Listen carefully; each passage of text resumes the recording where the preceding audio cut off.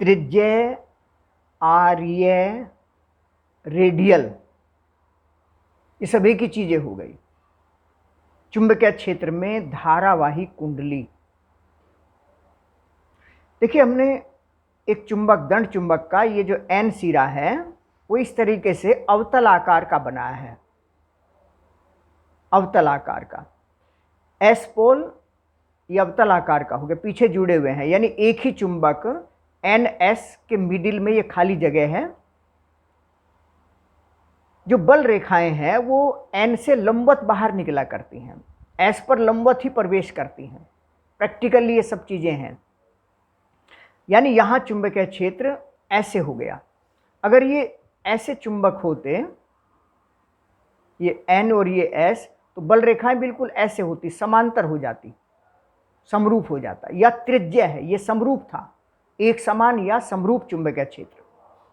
यहां ये रेडियल हो गया, त्रिज्य हो गया, क्योंकि बल रेखाएं त्रिज्या हैं। इन सब का सेंटर यहां को है, ये सब त्रिज्या की, इस जो लूप बनाए गए हैं ये अवतल आकार के चुंबक दिए गए हैं। तो इस तरीके से ये ऐसा जो क्षेत्र है वो त्रिज्य क्षेत्र कहलाता है। इसमें अगर कोई भी कुंडली इस तरीके से रख दी जाए तो हमेशा, चाहे वो ऐसे रखें, चाहे ऐसे रखें, चाहे ऐसे रखें, चाहे ऐसे रखें, किसी भी दिशा में रखेंगे तो हर स्थिति में कुछ न कुछ बल रेखाएं चुंबकीय उस कुंडली के तल के समांतर होंगी। यानी कुंडली के तल पर लंब चुंबकीय क्षेत्र के साथ 90 डिग्री का कोण बना रहा होगा, और 90 डिग्री का कोण बनाएगा तो उस पर लगने वाला बलयुग्म का आघूर्ण NIAB साइन 90 हो जाएगा, यानी अधिकतम ही होगा।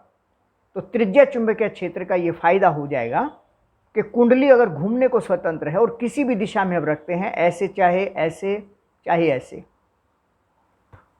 हर स्थिति में कुंडली घूमने को स्वतंत्र हो तो हर स्थिति में कुछ न कुछ बल रेखाएं चुंबकीय क्षेत्र के समांतर होंगी। जो तल होगा कुंडली का उसके लंबवत कुछ रेखाएं होंगी, लंबवत भी क्षेत्र होगा और समांतर भी होगा। तो ऐसी स्थिति में थीटा का मान 90 डिग्री, टॉय बल आघूर्ण NIAB, NIA M हो गया चुंबकीय द्विध्रुव का चुंबकीय आघूर्ण B, तो MB हो गया। धारामापी वोल्टमीटर और एमीटर में कुंडली को त्रिज्य चुंबकीय क्षेत्र में ही रखने की व्यवस्था की जाती है। ये डिटेल में जानेंगे आगे कि ये धारामापी वोल्टमीटर एमीटर क्या है, किस तरीके से काम करते हैं, जरा ध्यान से देखते रहें। ये त्रिज्य चुंबकीय क्षेत्र NS अवतलाकार के बनाए गए हैं। यहाँ एक कुंडली है, एक फ्रेम लगाया गया है एल्यूमिनियम का, उसके ऊपर कुंडली लपेटी गई है। यहाँ एक स्प्रिंग लगाया गया है और स्प्रिंग से यहाँ एक पॉइंटर जोड़ा गया है।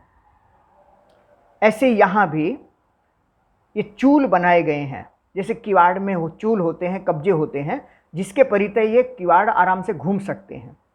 किवाड़ में, दरवाजे में जो डोर्स में होते हैं, जिसमें कील नीचे लगी होती है, ऊपर लगी होती है, वो इसके इधर उधर आगे पीछे घुमाया जा सकता है किवाड़ों को, यानी घूमने के लिए स्वतंत्र है ये कुंडली।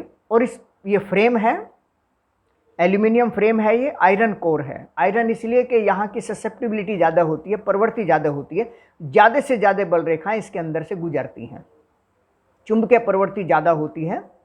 पहले एक फॉर्मूला आया भी था, जिस तरीके से वैद्युत क्षेत्र में होता है उसी तरह से चुंबकीय प्रवृत्ति,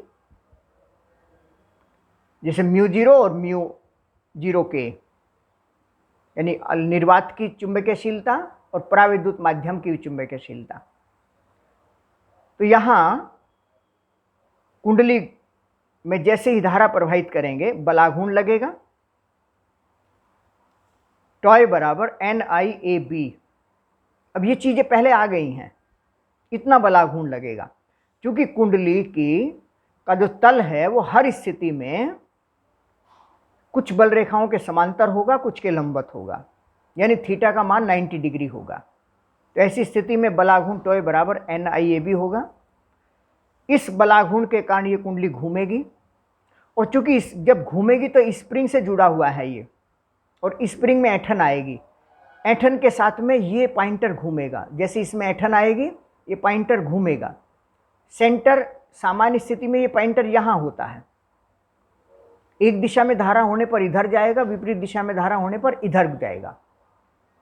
तो इस तरीके से ये कुंडली घूमना शुरू होगी, इसमें ऐंठन आएगी स्प्रिंग में, और एक स्थिति होगी जब ये बलाघूर्ण के कारण जो घुमाया जा रहा है और इस स्प्रिंग में ऐंठन से जो ठहरा हुआ है, जब एक दूसरे के बराबर हो जाएंगे, यानी किसी कोण फाई पर घूमकर ये कुंडली ठहर जाएगी। तो ऐसी स्थिति में NIAB समानुपाती फाई होगा, अगर फाई कोण पर ये घूमकर ठहरती है। नेट बलाघूर्ण शून्य हो गया। बलाघूर्णों का सिद्धांत 11th में पढ़ा होगा। हर टॉपिक में वो चीज़ें आती रहेंगी जो अब से पहले आपने पढ़ा है। आपके जीवन में वो सारी घटनाएं, जो वो क्रियाकलाप जो आप सोच रहे हैं, जो आप कर रहे हैं, वो जीवन में आती रहेंगी, वो आपका पीछा करेंगी। जो कुछ भी, जैसा भी जीवन आप जी रहे हैं, उसी से आपका व्यक्तित्व का निर्माण होगा, वो आपका पीछा करती रहेंगी।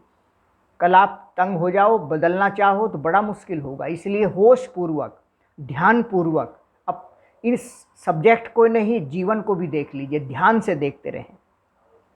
तो फाई कोण अगर ये घूमकर ठहरती है कुंडली, तो NIAB समानुपाती फाई, समानुपाती निशान हटाया जाएगा तो एक कांस्टेंट लगाते हैं, हम इसे C कहते हैं, स्प्रिंग का ऐंठन नियतांक। तो इस तरीके से NIAB बराबर C इंटू फाई या I बराबर C upon NAB into phi. C ऐंठन कांस्टेंट है, N number of turns in coil constant है, A area of coil constant है, B मैग्नेटिक फील्ड कांस्टेंट है, यानी I समानुपाती फाई हो गया। कहने का तात्पर्य हुआ कि धारा अगर ज़्यादा होगी तो ये ज़्यादा कोण पर घूमकर ये ठहरेगा, धारा कम होगी ये कम कोण पर ठहरेगा। इसका मतलब है कि धारा अगर ज़्यादा होगी तो ज़्यादा विक्षेप होगा, ज़्यादा विक्षेप का मतलब ज़्यादा धारा बह रही है, कम विक्षेप का मतलब कम धारा बह रही है। फिर इस धारा को मापने के लिए ही एमीटर और उस किसी भी तार में जो धारा बहती है तो उसके सिरों का विभवांतर नापने के लिए वोल्ट मीटर। तो धारामापी, चल कुंडल धारामापी, चल कुंडल मूविंग कोयल गैल्वेनोमीटर इसको कहते हैं, क्योंकि ये कोयल इसमें मूव करती है, कुंडली मूव करती है, चूल्स पर मूव करती है। ये पिवट्स होते हैं, चूल होते हैं, गड्ढे होते हैं। तो इस तरीके से ये C अपॉन NAB धारामापी का धारा परिवर्तन गुणांक कहलाता है। तो ये बहुत इंपॉर्टेंट टॉपिक है।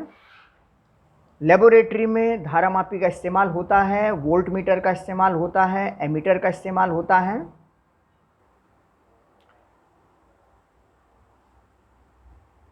धारामापी के श्रेणी क्रम में उच्च प्रतिरोध लगाने से वह वोल्ट मीटर की तरह कार्य करता है, और एक आदर्श वोल्ट मीटर का प्रतिरोध अनंत होता है। ये डिटेल में जानेंगे। पहले ये चीज़ें धारामापी की तैयार हो जाएंगी तो अपने आप ये बहुत सरल लगने लगेगा। और अगर धारामापी का सिद्धांत, उसकी क्रियाविधि, वो सब दिमाग में नहीं, कॉन्सेप्ट तैयार हुआ है, तो फिर अगर समझ में नहीं आए तो फिर वोल्ट मीटर एमीटर की बात ही बेकार है, कोई मायने नहीं रह जाते हैं उस चीज़ के। धारामापी के समांतर क्रम में निम्न प्रतिरोध, शंट उसे कहते हैं, उसे लगाने से एमीटर की भांति वो व्यवहार करता है। आदर्श एमीटर का प्रतिरोध शून्य होता है। क्यों होता है? ये सब चीज़ें बहुत आसानी से आप समझ लेंगे, बशर्ते कि आप धारामापी का सिद्धांत पहले अच्छी तरीके से समझ लें कि धारामापी क्या है, कैसे काम करता है। चुंबकीय क्षेत्र में धारावाही कुंडली पर एक बलाघूर्ण लगता है, बलाघूर्ण का सूत्र निकालना, इन सब को सिस्टमेटिक अच्छी तरीके से तैयार करते जाइए। एक एक चीज़ करते करते पूरी चीज़ तैयार हो जाएगी। एक क्षण में कुछ नहीं होता है, लेकिन एक क्षण के बिना भी कुछ नहीं होता है। ये बात ध्यान रखें।